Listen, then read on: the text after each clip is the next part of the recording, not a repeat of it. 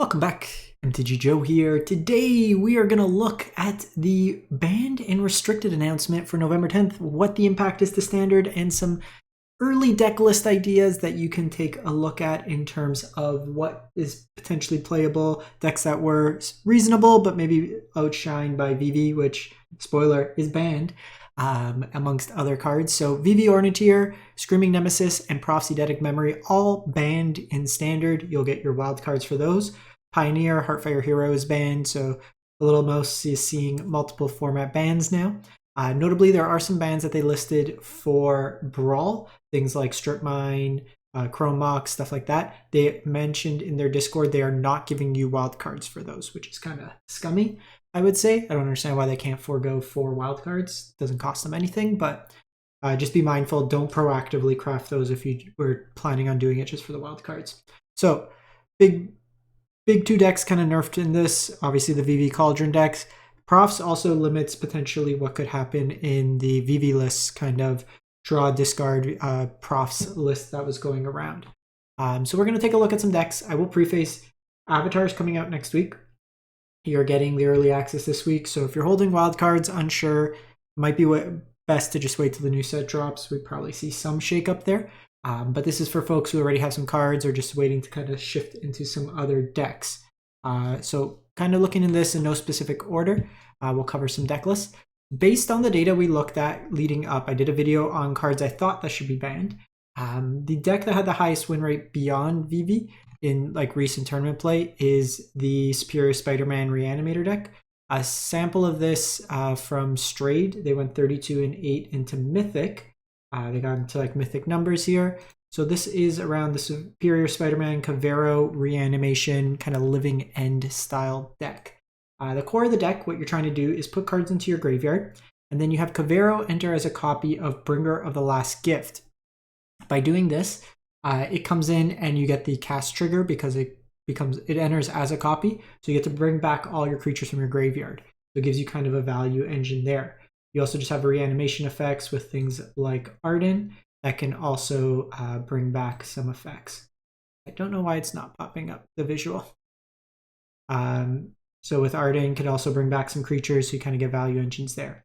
With Terror of the Peaks, you bring back a bunch of creatures, just like OTK your opponent.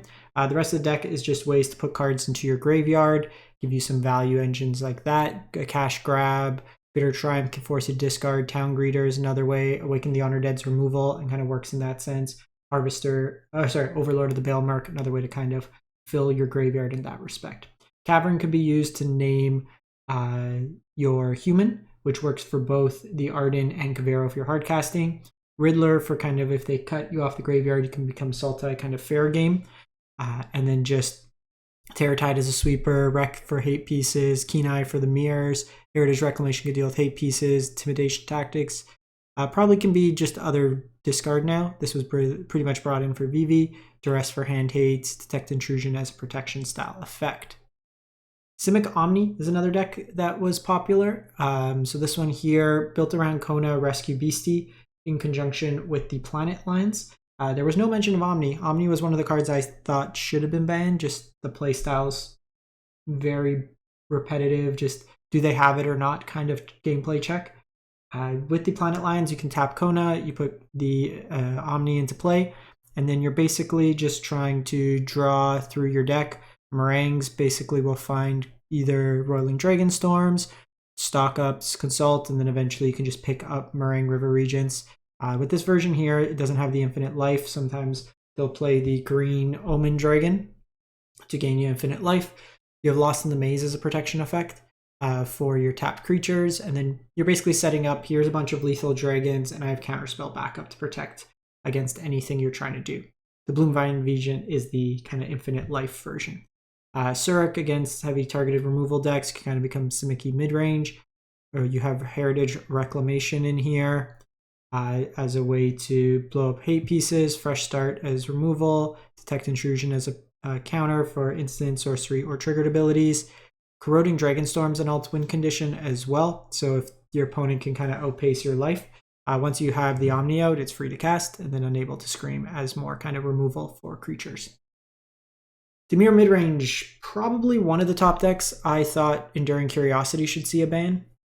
I think it snowballs too hard in terms of card advantage, just any creature attacking.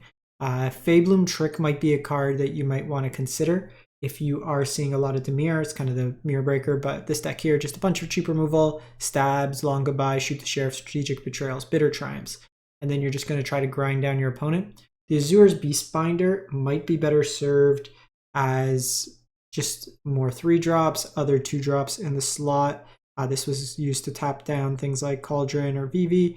Could still be reasonable, just a 1/3 with Vigilance, and it can't be blocked with creatures with power 2 or greater, so pseudo unblockable for Kaido or just drawing you cards as well. The Flood Pit's Drowner taps down stuff, Tishana's for triggered or activated abilities, and then your Preacher just help you grind with the Kaidos and Enduring Curiosity top end package. Kaido for like the control matchups, Elegy Acolyte for the grindier matchups, also can draw you some more cards and be lifelink. Tishana's activated trigger abilities. Then we have Quarcy for the aggressive decks, Strategic Betrayal, just more cheap removal, cheap counters, 0 Point Ballad is a cheap sweeper for like low to the ground stuff, Ghost Vacuum for graveyard hate, Duress for hand hate, Annul for artifact enchantments. I will say you probably want some form of graveyard hate just with the Kavero decks being around. This deck hasn't shown up huge numbers, but it's really interesting kind of shell, Boros Control. So we've had Caretaker Talent decks in the past. This one is using United Battlefront, but it's pairing it with the weapons manufacturing. So whenever a non-token artifact comes into play, you get the munitions token, and then you can sacrifice the munition tokens to Legion Extruder to make you other tokens, to Chandra to draw a card basically. So kind of value there, and then you shoot. So plus Chandra becomes deal 2 damage, draw a card. Earliest Snare, you have Pinnacle Star Cage's removal, Carrot Cake in here for more tokens. So kind of a mashup between almost like a pseudo burn grind out deck, which is kind of sweet. Beza helps you stabilize against aggressive decks, against control decks, you have Voice. Springblade as removal, Rest in Peace as graveyard hate, Chainsaw as more cheap removal, Authority for the aggressive decks. Temur Battlecrier, so this is one of the decks I was on the fence of. I think it's still fine, but built around Temur Battlecrier, this makes your subsequent 4-drop cards cheaper. You can basically chain Outcaster Trailblazers, gains you mana, draws you cards. Doc Ock makes your cards from exile also cost less, and plotting cards cost less, so it plays with the effects of Railway Brawler and Outcaster Trailblazer. And what you're trying to do is set it up where you can Railway Brawler, and then with the cost reduction, Devastating Onslaught it. The tokens come in with haste, they see each other, and it's kind of like a pseudo Splinter Twin type of situation, which is kind of sweet. You have Smuggler's Surprise, it's kind of like a fair game plan. Against aggressive decks, Dissection Tools, Surik for the heavy removal decks, Artifact Enchantment Hate, you have a bunch of cheap removal, Broadside Barrage, Fire Magic, Torch, and then some graveyard hate and cheap counters scattered in. So Jeskai Control, so Jeskai 4-color control sometimes sees play.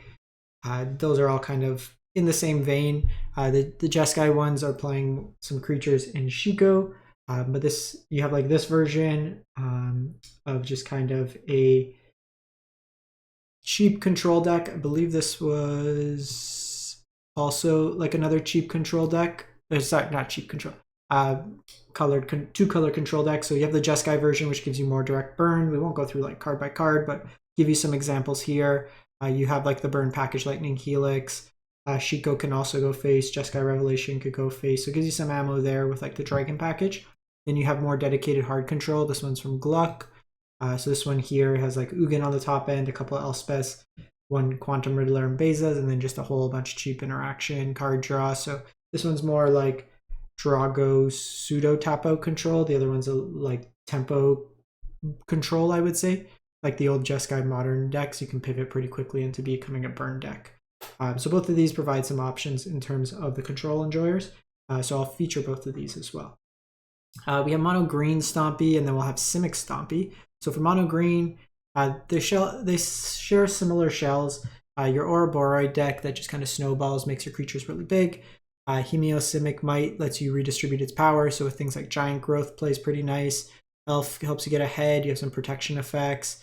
Pop Patch Recruit is really nice when your opponent is trying to have a lot of targeted removal. Dimir picks up. This was one of the best cards against Dimir. Innkeeper's Talent lets you put counters on things. Kenai in the main, just have main deck Graveyard Hate, which is pretty solid. Frenzy Baloth, just good on stats, pushes through some power against your opponent. Railway Brawler lets you have like a bigger threat, but also lets you spend your mana without having to commit to the board right away. So it's a kind of a layaway threat.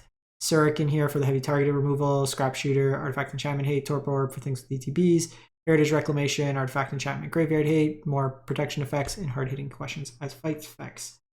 We have the Simic version. This one's from Deer Chasing. They went 35-13 into Mythic. Similar idea with Ouroboros, Quantum Riddler on the top end, but you're playing Drunith here. I don't know why this one is all the way up here. So we're going to go here for a sec so I can show Drunith. So Drunith is Jackal. Basically, when you cast a creature spell with mana value equal to its power, you copy that spell except it isn't legendary. So if you cast like Spyglass Siren, you get 2 copies. You get 2 Pop Patch Recruits, so you basically get Pseudo Offspring off it. Then you go to 2, so you have your Beast Binders, your Flood Pit's Drowner, your Kenai Curators, and you can make extra copies of Tyvar, Surik, Tishana, and eventually get to Ouroboros and get extra counters there. You can kind of bypass it with things like Innkeeper's Talent and Spyglass Siren that can put counters on it. It's kind of an interesting shell there. Quantum Riddler helps you get some card advantage. So the mono green one lacks kind of sustained card advantage, where the blue version can kind of give you that. You also get help against sweepers and repulsive mutation as a counter spell, more Graveyard Hate and Kenai, Dragon Sniper for just like the big creature decks.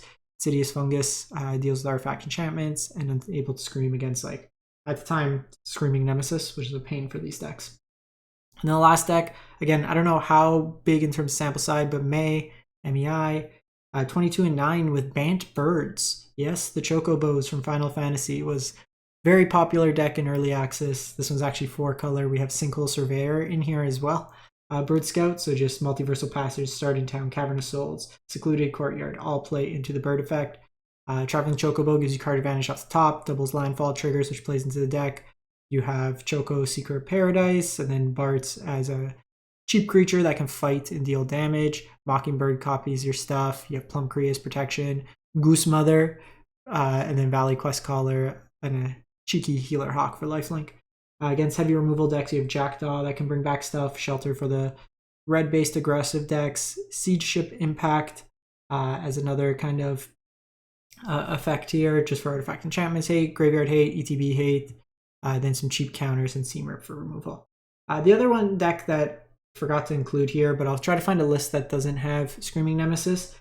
Most of them did have it, but Gruul Delirium, now that we have Cauldron not being main decked, you can actually try to play Delirium again, which could be a revisiting of the deck itself. So I'll see if there's any list without Nemesis and include it in the video as well. In any case, thanks for watching. Let me know what you're most interested in playing and what you think of the bans. Thanks for watching.